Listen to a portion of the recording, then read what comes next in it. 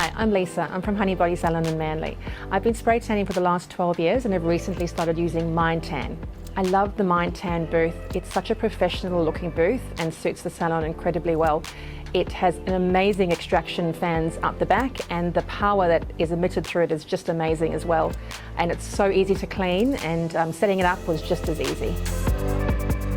When it comes to barrier creams, we usually do use a moisturiser on clients who are a little bit drier, generally elbows, knees and ankles. We tend to get them pop a little bit on their hands, and then the excess gets popped onto the elbows, the knees and the ankles. It stops the tan from saturating and really grabbing into those areas and becoming a little bit darker. Unscrew the cup from the applicator gun. We recommend using about 50 ml of solution per treatment, or 85 ml if you're double coating. The all-in-one switch will start the extraction fans, light and applicator gun all in one go. Always hold the gun upright and spray your client's skin from about 7 to 12 centimeters away. Start with the client's back facing you, their arms slightly bent away from the body and palms flat with fingers facing the back of the booth. To tan the back, hold the gun just above the left shoulder and work down in vertical strokes from the neck all the way down to the hips. For the back of the arms, spray down from the shoulder to the wrist on each side. Spray in the shape of a cross on the back of the neck. To spray the back of the legs, start from the hip and spray down towards the ankle in long vertical strokes.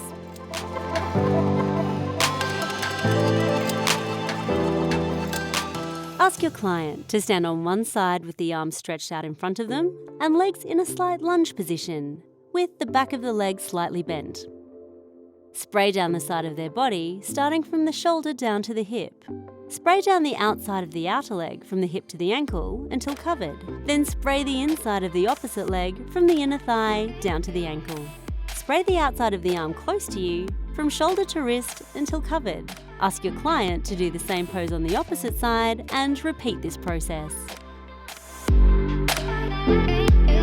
Ask your client to stand facing you, with their head slightly raised, legs hip-width apart, and their elbows bent out to the sides with fingers falling naturally.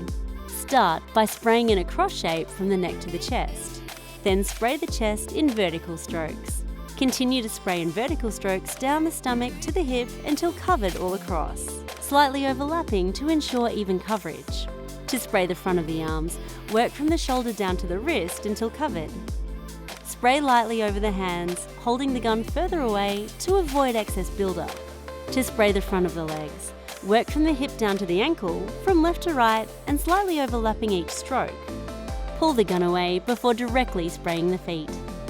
Ask your client to close their eyes and mouth and to hold their breath for a moment. Spray the front of the face and then each side of the face in the shape of a W. For darker results, we recommend holding the gun a little further away than the first time around and repeating each step. To finish up the spray tan with even results, you can use a wipe, tan mitt or a blending brush to blend out any buildup. We recommend going over the wrists, hands, fingers, feet and toes, and then any other spots that appear to be uneven. After your tan, generally have a really light shower within the time frame allocated by your therapist. When we say a light shower, it's literally hop into the shower. It's a 60 to 90 seconds shimmy in the shower, I call it. Pat yourself dry with a towel afterwards, pop your clothes on, go about your business, and then after the full solution time, which is about generally 8 hours, you can have a proper shower and use your shower gel and remove any excess bronzer that might be left behind. And then ultimately the trick is to moisturize daily after that to keep your tan in tip-top shape.